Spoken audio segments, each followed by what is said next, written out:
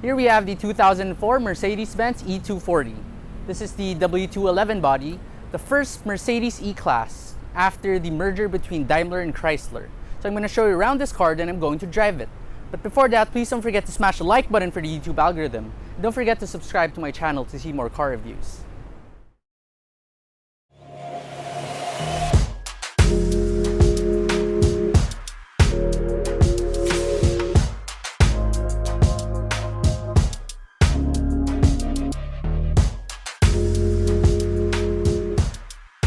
So the first thing you'll notice with the W211 is just how similar it is with the W210, the one before the Daimler-Chrysler merger.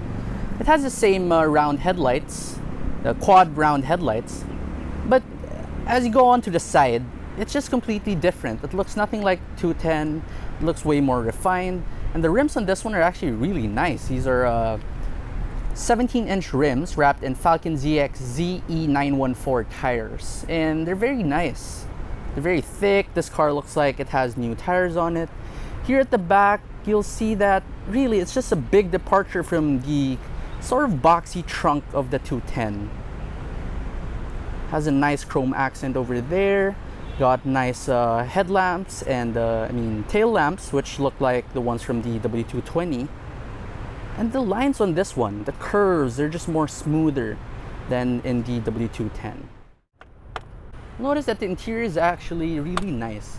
It's quite similar to the W210 as well, but it's just a bit more refined. The buttons are better. Let's see if the door has a good thud. It's not that great for a German car. So there's two ways to start this. Either you turn the key here in, just like a 210 or regular car, but you can also start it using this push start here. So fires right up. Then to turn on the AC, it's just here.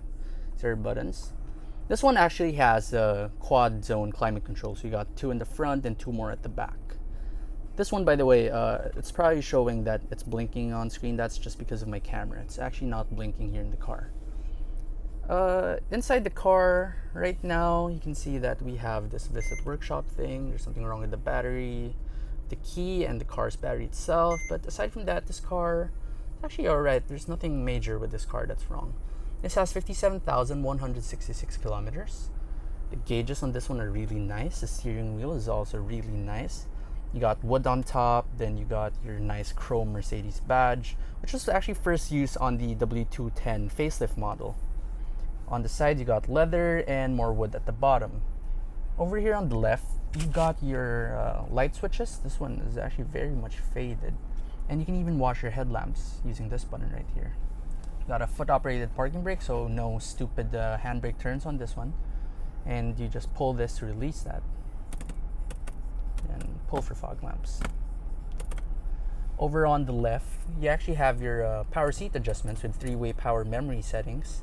You can fold your side mirrors with this switch. You can even change your headrest height by moving this switch. And it's just soft touch here, soft touch here. There's a nice thick leather with actually great padding. Here on the dash, it's the same thing. And the center console, this is the first modern looking center console you have. The W210, it was your basic one DIN thing, but this one Mercedes started using this proprietary head unit. It has a CD, but this car, I'm not sure if this car has Bluetooth. It probably has Bluetooth already. Over here at the center as well, that's where your power lock switches are. And what's cool about this car is the headrest. You just press this button and they all fold down at the back. It also has a power sunshade, so you just press a button as well and it goes down too. Now you don't have any of your fancy W212 like shifter that you have on your steering column, so you just have your regular old shifter over here with manual shifting. You have your comfort and your sport or standard mode. Here you can turn off your parking sensors. And what's cool about this car is that it still has this cup holders right here. Most W211s or W210s even, this breaks. It's just a very complicated system Mercedes designed.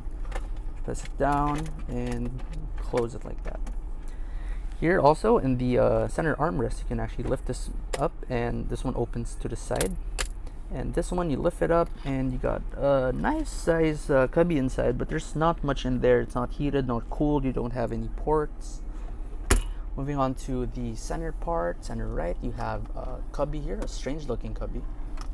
And press this, your glove box. That is incredibly small for a car this size. Over here at the top, you got your sunshade, and it's actually two sunshades. So if you move this over to the left, you can even put this down so you have a covering for the front and the left. Same thing with the other side. This one has automatic dimming rear view camera. And as we go onto the sunroof, you will see just how tiny the sunroof is for a car this size. This is just incredibly small. I expect it to go all the way perhaps until here and a bit wider until here, but this one is just tiny. Okay, so in a while, let's move on over to the back. At the back, the W211, you'll also notice a big improvement from the W210 in here. No, it's not as good as the W212 or the W213, but it's really a big improvement from the car that precedes this. So as you close the door, it has a nice decent thud to it, but again, it's not that good for a German car. Build quality in this car was questionable, and you can notice it from here. So like this one, it barely opens anymore, and whenever it does open, it tends to like want to come out like that. So the W210s actually don't have problems like this. The W140 didn't have it either, but they probably cost cut it on the materials in here. You do have soft touch though, and more leather padded things here. You got a vent over here, which is pretty cool. You see this in some Volvos and usually just S classes, but it's a good thing they have it here. The legroom on this car, it's incredibly great. It's actually comparable to the W210 as well. Maybe just a bit more room because of the cut over here. It's a bit deeper. Then here at the center, you got your climate control things.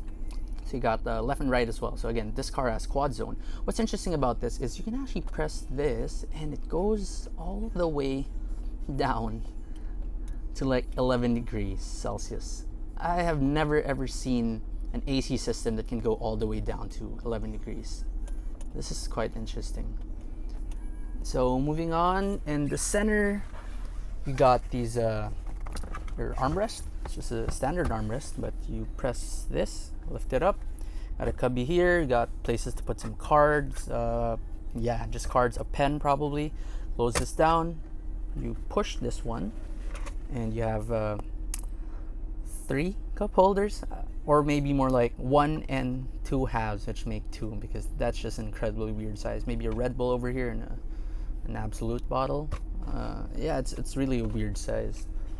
This is the first car that actually has a decent amount of cup holders from Mercedes. The back of the 211, there's really nothing special. You got a chrome strip over here, then you have another chrome strip down at the bumper. You lift it up, and what you'll see is just an incredibly deep trunk. It's actually nice and wide as well, so that's one of the few sedans that actually has a trunk this big. You don't have rear folding seats. They don't fold at all. That wasn't common back when this car was being made. Under here, you got a full-size spare tire, which is, again, very uncommon today. Got your battery at the back. It's a pretty big battery. It's probably a DIN 100. And if you just... oh, yeah, that's a cool thing about this. You can actually hook this up here, over there. That way, it won't fall if you're dealing with the spare tire. Pretty cool. So to close it, there's no power trunk, of course. And just slam it down. Oops. There we go. So under the hood, just pull this up and you can lift this one up like that. Under the hood, you're greeted with this M112 2.4 liter V6 engine. This is actually a very reliable engine. But what you'll notice here is that the engine cover is actually different. This is very similar to the engine cover used in the S Class models, the S320.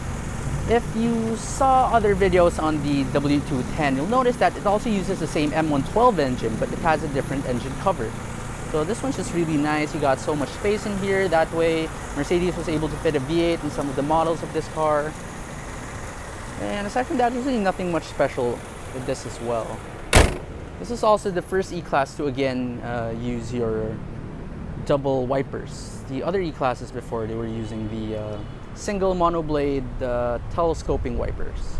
This car is actually very quiet. If you compare this car to its predecessors, this car is way more quieter than those. In the city, when it comes to maneuvering this car, it's no problem at all.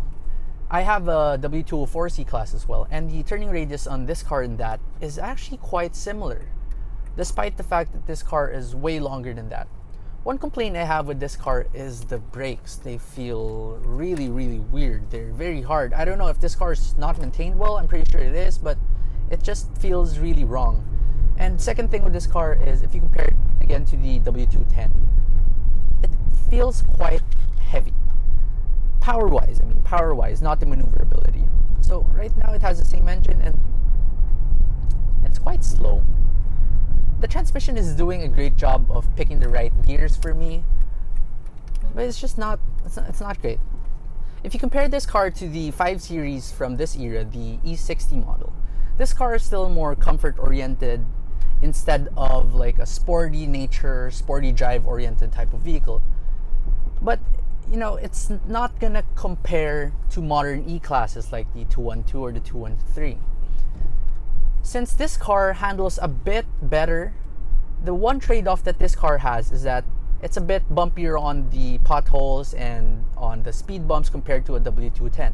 I've once had a W210 E240 as well, and that one had AMG monoblock rims and they are 18 inches, and so that car rode better than this car. So this car was the first Mercedes after the merger with Daimler, when they became Daimler-Chrysler. And you'll just notice how much of a car this is for the sense of just a car. It's nothing special. It's pretty sad what the Americans did to this car. It's just different. It's not the same anymore. This is not your beautiful old Mercedes. So overall, if you're looking at a mid-size car, a mid-size premium car from this era, I'd suggest that you go for the W210 instead, or its competitor, the BMW E60. If you like this video, please don't forget to smash the like button for the YouTube algorithm. And also don't forget to subscribe to my channel to see more car reviews.